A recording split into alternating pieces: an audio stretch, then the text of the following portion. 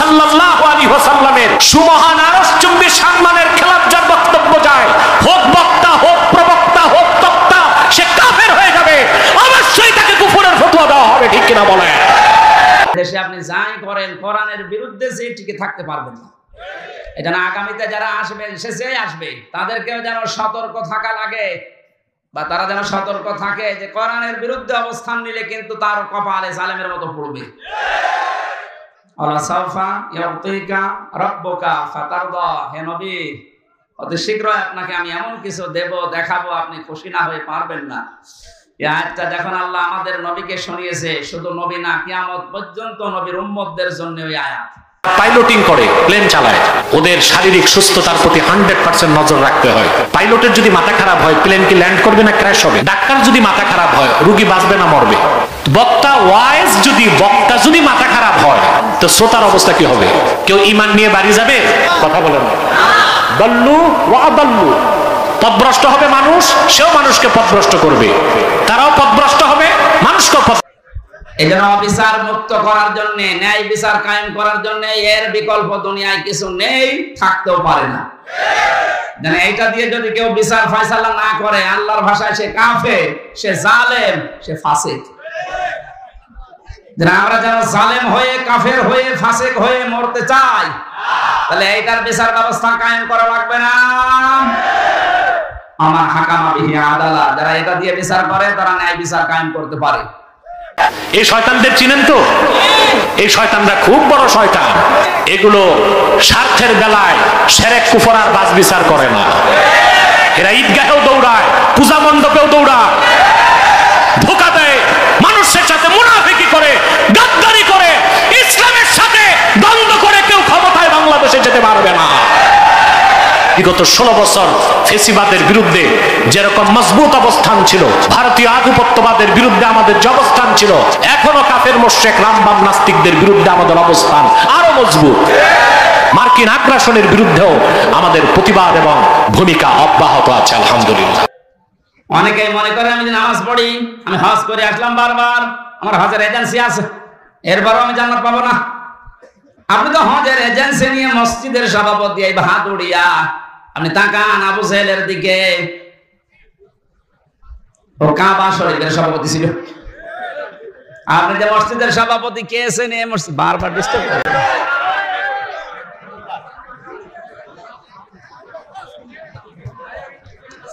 এমনিতে মাইক ভালো না, এরপরেও আবার যদি এভাবে ডিস্টার্ব করে, বুঝলাম মাইক আমার গলা টানছে, আমার গলা ভেঙে যাচ্ছে, এটা ঠিক হয়নি ভাই। এত বড় আয়োজনে আপনি মাইক দিয়েছেন কেন? আমার পাওয়ার নেই। কোন জায়গায়? ভাদড়িয়ার মাইক না? এরা বলেছে না, এরা বলে মাইক হয় না, মাইক হয় না। পাবনা দারুল আমান ট্রাস্টে মাইক কি ওর ফেরেশতা নিয়ে এসে দেয়? ওদের মাইক দেখেন তো, আধা হাত দূরে থেকে কথা বলে শোনে, পাওয়ার আছে, রসনের সাথে মতো না।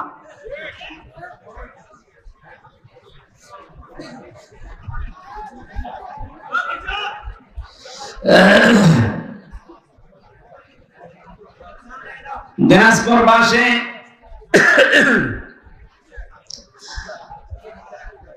সূরা আরাফের ৮ পারার ২০ পৃষ্ঠার ৩ নাম্বার লাইনে একটা আয়াত আমার বেশি বেশি করে মনে পড়ে। এটা ফাজাইনাহু ওয়া আহলাহু ইল্লা মারাতাহু কানাত মিনাল গাবিরিন।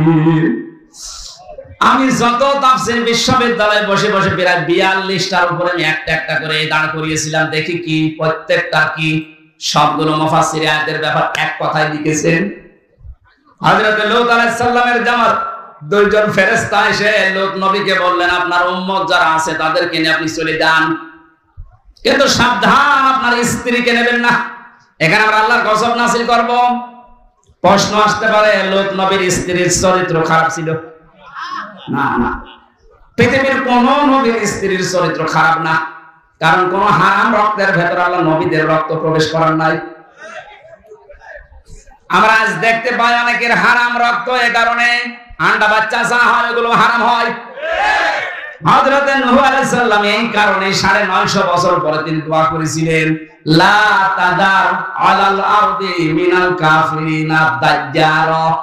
হে আল্লাহ, জালেমদের কাফেরদের একটা আন্দা বাচ্চা পর্যন্ত জমিনে না থাকে, কারণ যেটা থাকবে ওর পেট থেকে যেটা আসবে ওইটা হারামি হবে। এজন্য জালেম যারা তারা যেহেতু বিদায় নিয়েছে, আনাসে কানাসে এখন যেগুলো আছে বিভিন্ন জায়গায় দায়িত্বে, আমরা এগুলোর একটাকেও দেখতে চাই না, কারণ এর পেট থেকে সামনে যাবে ওটা ডবল হারাম হবে। মুহাম্মদ সাল্লাল্লাহু আলাইহি সাল্লামের প্রত্যেক ঈমানদার উম্মত যত বড় গুনাহগার হোক, সে কোনো না কোনো দিন বেহেশতে যাবে। আল্লাহর হাবিবের সাথ করেছেন, আল্লাহ রাব্বুল আলামিন তার হাবিবকে বলেছেন, ওয়ালা সাউফা ইউতিকা রাব্বুকা ফাতারদা। মুহাম্মদ সাল্লাল্লাহু আলাইহি ওয়াসাল্লাম, অবশ্যই আল্লাহ তাআলা আখিরাতে আপনাকে এত বেশি নেয়ামত দান করবেন, আপনি রাজি হয়ে যাবেন। রাসূলুল্লাহ সাল্লাল্লাহু আলাইহি ওয়াসাল্লাম সাহাবায়ে কেরামকে বলেছেন, শুনে রাখো, লা আরদা ওয়া ওয়াহিদুম মিন উম্মতি ফিন্নার। আমার উম্মতের একজন মুমিন কালেমা বিশ্বাস করেছে আমার, যতক্ষণ পর্যন্ত জাহান্নামে থাকবে আমি রাসূল রাজি হব না। রাসূলুল্লাহ সাল্লাল্লাহু আলাইহি ওয়াসাল্লামের প্রত্যেক ঈমানদার উম্মত বেহেশত পাবে, কেউ আযাবের আগে, কেউ আযাবের পরে। এখানে যাদের কথা আল্লাহ বলেছেন তাদেরকে আল্লাহ বিনা আযাবে বেহেশত দিবেন এবং বেহেশতের উচ্চ মাকাম দান করবেন। আল্লাহ পাক বলেন, তারা কারা? আল্লাযীনা ইয়াকুলুনা রাব্বানা ইন্নানা আমান্না, যারা বলে হে আমাদের রব, আমরা ঈমান এনেছি। ফাগফির লানা যুনুবানা, আমাদের জিন্দেগীর গুনাহগুলোকে তুমি মাফ করে দাও। ওয়া কিনা আযাবান নার, আর জাহান্নামের আগুন থেকে আমাদেরকে বাঁচাও।